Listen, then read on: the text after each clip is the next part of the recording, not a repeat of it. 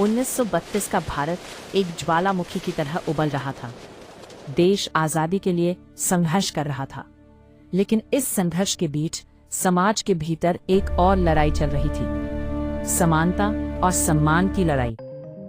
पुणे में सुनहरे सूरज की किरणें मिट्टी की सौंधी सुगंध के साथ मिलकर एक नई सुबह की शुरुआत कर रही थी। इसी शहर में वो ऐतिहासिक घटनाक्रम घटित हो रहा था जिसे आज हम पुणे पैक्ट के नाम से जानते हैं। ब्रिटिश सरकार ने जैसे ही कम्युनल अवार्ड की घोषणा की, Gentlemen, the communal award has been issued.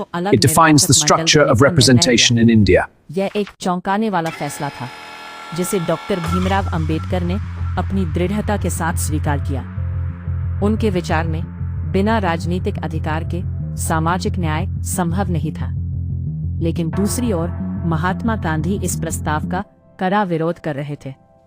उनके दिल में एक डर था, यदि अलग निर्वाचक मंडल को स्वीकार किया गया तो हिंदू समाज में दरार आ जाएगी। गांधी जी ने येरवड़ा जेल में आमरण अनशन शुरू किया। यह एक आह्वान था, एक अदृश्य जाल जो पूरे देश को अपनी पकड़ में ले रहा था। लोगों के मन में चिंता की लहर दौड़ गई थी। यदि गांधी जी को कुछ हो गया तो देश का भविष्य क्या होगा? हर कोई इस तनाव में था, जैसे कि एक तूफान सामने खड़ा हो।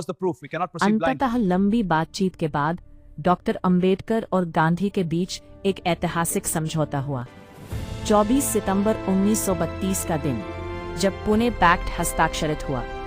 समझौते के तहत अलग निर्वाचक मंडल की व्यवस्था समाप्त कर दी गई, लेकिन इसके बदले में दलित समाज के लिए आरक्षित सीटों की संख्या बढ़ा दी गई।